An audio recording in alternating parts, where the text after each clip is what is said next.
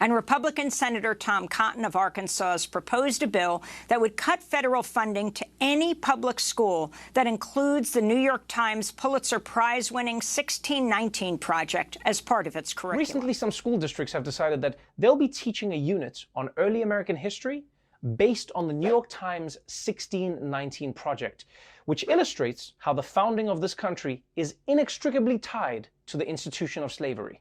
But now, there's one U.S. senator who is objecting in the strongest and also possibly stupidest terms.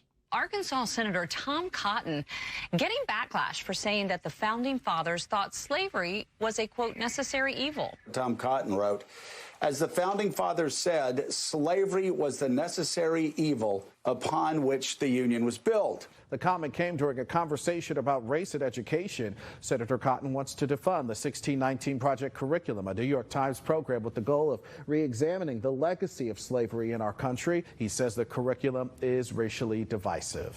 That didn't go down well with many people, including Democratic Congressman and Congressional Black Caucus member Hakeem Jeffries, who said this on the House floor.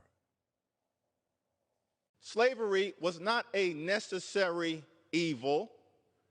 It was a crime against humanity, anchored in kidnap, rape, torture, lynching, and the systematic oppression and enslavement of people of African descent century after century after century. We are still living with its legacy today. Senator Cotton is defending what he said. He's claiming that those weren't his views, but the views of the Founding Fathers. But listen, facts first here.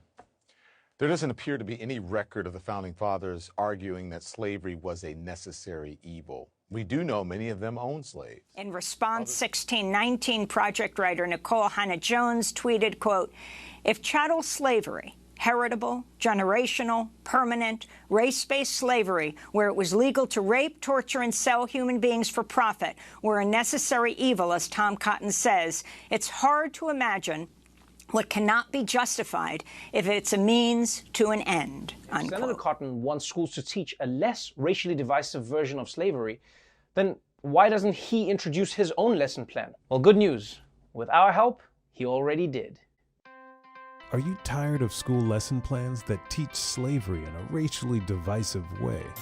Then introduce your school to the Tom Cotton Lesson Plan for Slavery, the only lesson plan that teaches slavery without mentioning race.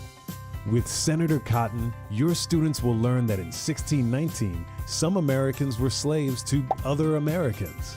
That over time, more slaves were brought from one of the 7 continents chosen at random, and that the Civil War ended slavery for both blacks and whites. Students will also learn that this all happened a long time ago, which means it has no relevance to anything happening today. So buy the Tom Cotton Slavery Lesson Plan today. Order now and we'll include Tom Cotton's lesson plan for the Civil Rights Movement, letting whites sit in the back of the bus.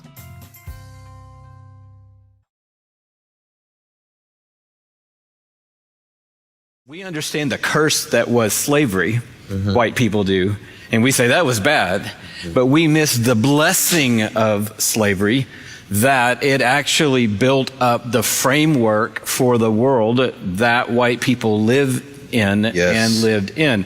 And so a lot of people call this white privilege, and maybe a great thing for me is to call it white blessing. I'm living in the blessing of the curse that happened generationally that allowed me to grow up.